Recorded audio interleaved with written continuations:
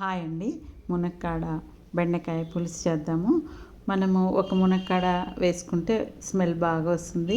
బెండకాయలు ఒక అర్ధ పావైనా వేసుకోవచ్చు, మన ఇష్టం తినేదాన్ని బట్టి. స్టవ్ మీద ప్యాన్ పెట్టి 2 టేబుల్ స్పూన్ల ఆయిల్ వేసి, అలాగే కొద్దిగా ఆవాలు జీలకర్ర చిటపటమన్న తర్వాత కొద్దిగా ఎండుమిర్చి, అలాగే 2 ఉల్లిపాయలని సన్నగా తరిగేసి మీడియం సైజు, అలాగే 2 పచ్చిమిరపకాయలని కొంచెం చీల్చేసి వేసి, కల్లుప్పు రుచికి సరిపోని వేసుకోండి, కొంచెం పసుపు. ఉల్లిపాయలు మెత్తబడిన తర్వాత మనము మునక్కాడ కూడా కట్ చేసి పెట్టుకుంటే వేసేయాలన్నమాట. పైన ఇలా ఈనెలు తీస్తారు కొంతమంది, నేనైతే తీయను, అలాగే బాగుంటుందని అలాగే వేస్తాను. ఇప్పుడు ఒక రెమ్మ కరివేపాకు. ఈ లోపల మనము చింతపండుని నానబెట్టుకొని పులుసు తీసి పక్కన పెట్టుకోవాలి. ఒక పెద్ద నిమ్మకాయ సైజు అంతా పెట్టుకోండి.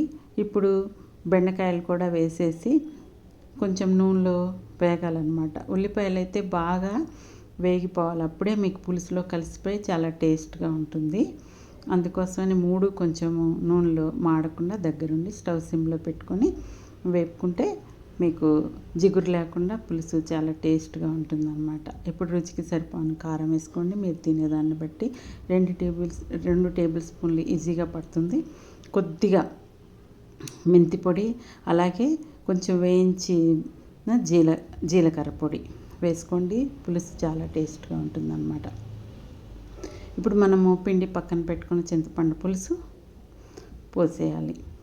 మనం తినేదాన్ని బట్టి నానబెట్టుకోండి చింతపండు. ఎక్కువ మంది ఉంటే కొద్ది ఎక్కువ కావాలి పులుసు అంటే అప్పుడు ఇంకో ఉల్లిపాయ కూడా అలా వేసుకోవాలన్నమాట.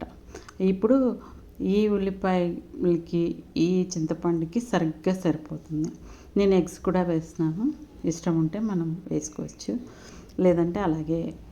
ఇప్పుడు కొంచెం కొత్తిమీర వేసేసి విజిల్ పెట్టేస్తున్నాను, త్వరగా అయిపోతుంది మీకు పులుసు.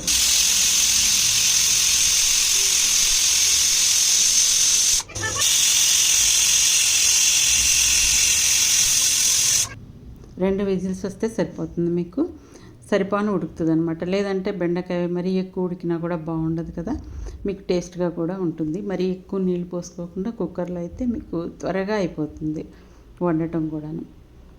మీరు కూడా చేసుకోండి, మీకు ఎలా వచ్చిందో కామెంట్ చేయండి తప్పకుండా. సబ్స్క్రైబ్ చేసుకోండి ఛానల్. మీరు వీడియో నచ్చినట్టయితే ఒక లైక్ చేయండి. Thank you.